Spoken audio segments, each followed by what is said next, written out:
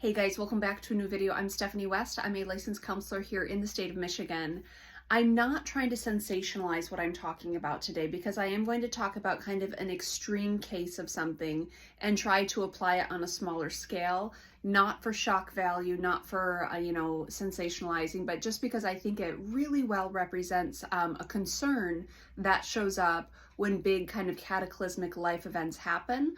And I was listening to the Rich Roll podcast a few days ago, and he had a gentleman on there who had a psychotic break about 10 years back. So this guy is a celebrity in Australia.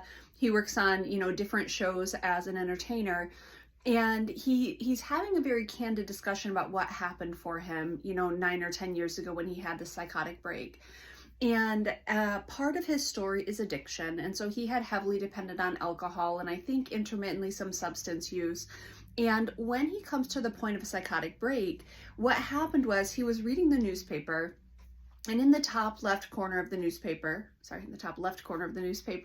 it said something to the effect of, well, we're having our 114th consecutive month of record-breaking temperatures. And this was the switch for him that really kind of catapulted him into catastrophic thinking. So he had kind of a framework built on being sensitive to global change, global warming and climate change rather. And this was kind of the spark that lit the match of a psychotic break for him.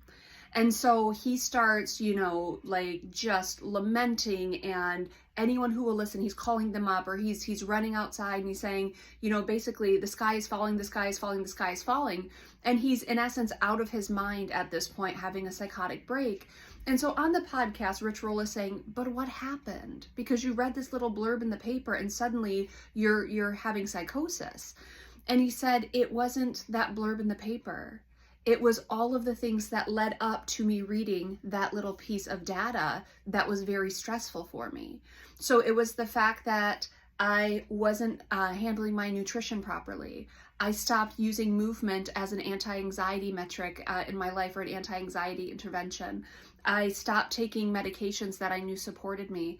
I stopped sleeping. He said a week or two prior, I just was dysregulated with sleep and I didn't tend to it.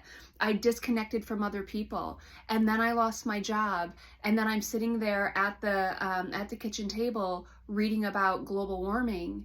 And that was the launching point for this catastrophic distress of helplessness and despair. But he said it predated that particular moment by weeks and weeks, and if not months and years, of abdicating personal responsibility in my health journey. He said I was not a well man, and I didn't tend to the basic fundamentals that I need to do to stay regulated, things like proper nutrition, things like connection, things like movement, things like in general, taking your thoughts captive early on before they create some big sort of cascading effect of distress. He said I didn't do the little things. And so the little things over time compounded into this really big thing. And then something lit the fuse that sent me into a psychosis. Now, again, I'm not saying that you're on the cusp of psychosis if you're, not doing proper nutrition, or if you are not taking care of movement, or not connected, or not handling finances responsibility, or, whatever we want to put in there. I'm not saying you're on the cusp of a cataclysmic breakdown. What I am saying, it's abdication of the little things that matter over time can have a compounding effect on our ability to cope with stress.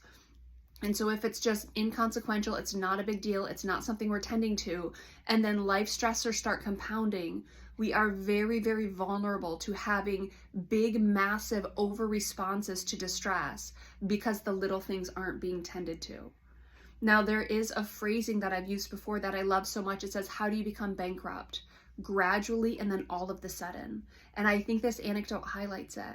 So I want to encourage you, if you are someone who actually wants wellness in your life, it will take intentional daily efforts in a whole host of domains. You don't have to overhaul it all at once, but you are responsible for your physical health, for your mental health, for your intelligence, for your spiritual wellness.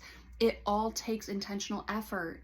And if you're not focusing on those areas, there can be a compounding effect of distressors in your life that lead to really harsh, poor, scary outcomes. And I want to encourage you to think through, what can I do in the small to mitigate some sort of catastrophic outcome when the big life stuff happens?